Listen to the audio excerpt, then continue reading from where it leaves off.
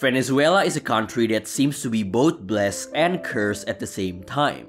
This is a country with the largest proven oil reserves on the planet, yet its people face consistent gas shortages, and they often wait for 6 hours in long lines for fuel. This is a country that was once the 4th richest economy in the world according to GDP per capita figures, yet it experienced the most devastating economic crisis in modern history, which spiraled into a full-blown humanitarian crisis as around 7 million people have fled the country in search of food and jobs. And here in Venezuela, all sorts of weird things happen. Soldiers, frustrated by their meager salary of just $8 per month, often sneak out of their barracks to become taxi drivers, a job that can earn them $500 in a single trip on a lucky day, or 60 times more than their monthly salary. In 2018, due to extreme hyperinflation, $1 in Venezuela could buy you 3.5 million liters of gasoline, or the equivalent of 87.5 oil tankers. Yes, 87.5 truckloads of oil for just $1, with one truck carrying up to 40,000 liters. Workers, frustrated as they have to spend half their daily wages just to get to work, decided it's not worth it and just stopped working.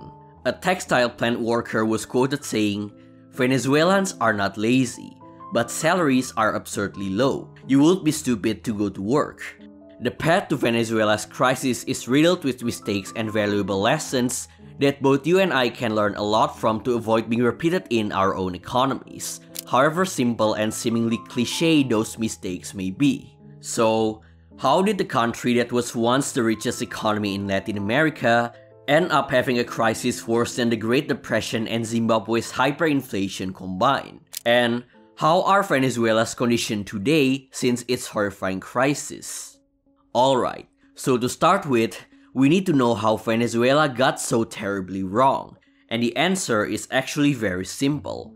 Natural resource mismanagement, specifically an over-reliance on oil as a sole driving mechanism of the entire economy. You see, Venezuela as a country has long been dependent on oil revenues as it makes up 50% of the entire GDP, with a ridiculous 95% of Venezuela's exports related to petroleum products. Even today, the government still expects 63% of its national budget to be funded by oil. Seeing things this way, it became totally obvious why Venezuela's experienced such a horrible crisis. If oil prices suddenly drop, which actually happened quite often for the past century, then the entire foundation of Venezuela's economy will be destroyed in one fell swoop.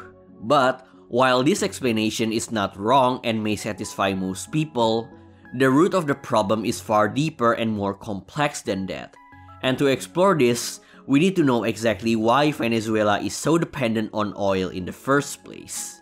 You see, Venezuela was the second largest oil producer in the world until 1960, when the Soviet Union displaced it. And it was the country with the most oil exports until the early 1970s, when Saudi Arabia took that title. In the 1950s and the 1960s, Venezuela was always in the top 20 of the world's richest countries measured in per capita income. Awash with oil money, the oil industry began providing numerous high-paying jobs. Venezuelan farmers began moving from their ancestral lands in masses to earn a portion of that oil money in the big cities. The state began providing cheap loans, numerous subsidies, and free public services. And despite the income inequality, where the top 20% of the population earned 80% of the income, people in Venezuela were happy, as 70% of the population could be considered as middle class. They had access to modern amenities such as electricity, running water, cars, radios, and televisions. They had good access to education, they could travel abroad twice a year for holidays, and buying imported luxury goods became a new fashionable trend among the Venezuelan middle class. Now, we may take these things for granted in our daily lives, but remember very few countries could accomplish what Venezuela did during the 1950s. And anyone who lived during that time could easily tell that Venezuela was thriving and the people of Venezuela enjoyed a high standard of living. But Unknown to everyone who lived during that time, including economists, and with the benefit of hindsight, of course, this period of economic prosperity was actually when Venezuela's crisis actually began. Because during this time, Venezuela unknowingly experienced an extreme case of what economists call the Dutch disease. Now, you might have heard about this a lot, especially if you're familiar with economies that suddenly found natural resources and went from rags to riches, only for it to somehow be even worse than before it got rich. To put it simply, Dutch disease is just a phenomenon when the discovery or exploitation of a valuable natural resource, mostly oil but can also include gas, diamonds, etc., causes the entire economy to weaken and become more dependent on that natural resource, and as a result, more vulnerable to future shocks, like in 2014, when petroleum prices plunged from $107 per barrel to $44 per barrel, or a drop of 59% in the span of 7 months, which actually was the moment when Venezuela's crisis went from bad to truly catastrophic. Anyway, the best way to think about Dutch disease is that it's the negative consequence of having a large and profitable natural resource sector on the rest of the economy. Ironically, the negative consequence can actually outweigh the positive consequences. Now in Venezuela, Dutch disease manifested itself in 2 different ways. The first way is through the appreciation of the exchange rate. When a country exports a lot of oil, it receives a lot of foreign currencies from the countries that are buying that oil, such as dollars or euros, and at the same time, also increases the demand for the country's currency, in this case the bolivar, which makes it stronger relative to other currencies. So, let's say that the United States wants to buy oil from Venezuela. The United States uses dollars as its currency, so it needs to exchange its dollars for bolivars in order to buy oil from Venezuela. So this creates demand for bolivars in the foreign exchange market. The law of supply and demand states that when the demand for something increases, its price also increases. So, when there is a high demand for bolivars, their value or exchange rate also increases. This means that 1 bolivar can buy more dollars than before. For example, if the exchange rate was 10 bolivars equal to $1 before, it could be 10 bolivars equal to $2 after the increase in demand. This makes every goods imported from Venezuela become 50% more expensive in the international market. Let's say a cafe in New York wants to import some Venezuelan coffee beans, but as the bolivar appreciates relative to the US dollar, then the price of Venezuelan coffee beans has increased by 50%. And as a result, that cafe may just look somewhere else, like Colombia for example, a country that's famous for its coffee. Now, imagine that this same example happening across virtually all industries in Venezuela. Looking at it this way, it became apparent why most businesses in Venezuela suddenly become uncompetitive in the international market, and as a result, became ever more dependent on oil to pick up the slack. That's why 95% of Venezuela's exports are related to oil. Now, this isn't all bad. After all, if exports are becoming twice as expensive, imports are effectively 50% off. But in this case, cheap imports actually just make the Dutch disease even worse. And this can happen through the second way of Dutch disease, the reallocation of resources.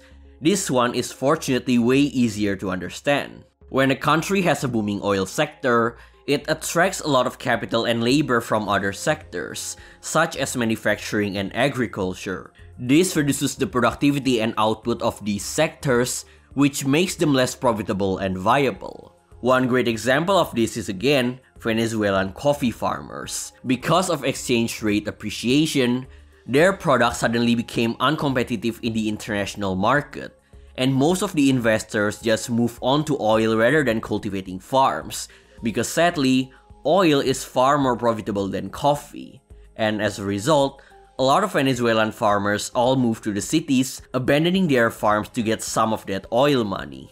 Also, imports are becoming cheaper due to the appreciation of the exchange rate. It's no wonder that virtually everything in Venezuela is imported. and the decreasing demand for Venezuelan manufactured goods only serve for increasing the amount of money and workers that move from manufacturing to oil, making the problem even worse. So, since most of the country's investment and labor fled from other sectors like manufacturing and agriculture and went to oil, then the economy now relies heavily on just one sector for its income and growth. And oil is just not a sector you can heavily depend on. If oil prices suddenly drop, well, you already know what will happen. Now, all of this isn't to say that any country that had lots of natural resources is doomed to fail. And oil is the sole reason why Venezuela experienced its economic crisis. On the contrary, if the money generated from oil exports is used optimally, it can feed, clothe, and educate future generations to come, creating a thriving economy that's not dependent on natural resources, but on the experience and skill of its people. The problem with Venezuela, of course, is about how it used its oil money. Venezuela's government has been widely criticized for its mismanagement and corruption. For example, Venezuela's government actually realized quite early that having 50% of your GDP from the oil sector alone is not a good thing, and actually tried setting up a wealth fund to invest oil money in other sectors of the economy or invest it abroad so that it can generate dividends. That's a great idea, but the fund never lived to its purpose because it was drained by the country's leaders. Companies in Venezuela became reliant on generous state subsidies to survive. Consumers became reliant on an overvalued currency to afford imported goods. Jobs are often mandated, which created lots of unnecessary jobs. For example, every public bathroom or elevator is mandated to have at least one staff available at all times. And despite the attempt to modernize the country with new housing for the poor, schools, hospitals, sprawling new highways, and fancy hotels and restaurants built to impress foreigners, all of these massive infrastructure projects were wasteful, inefficient, and ultimately corrupt. The new facilities cost way more than they should have. The state-owned companies lost a lot of money and took more debt, and the infrastructure mostly failed to live up to expectations. The combination of the Dutch disease, errors in policy making, and corruption eventually led to the most devastating economic crisis in modern history. And Venezuela is a reminder of how having too much money can actually be devastating.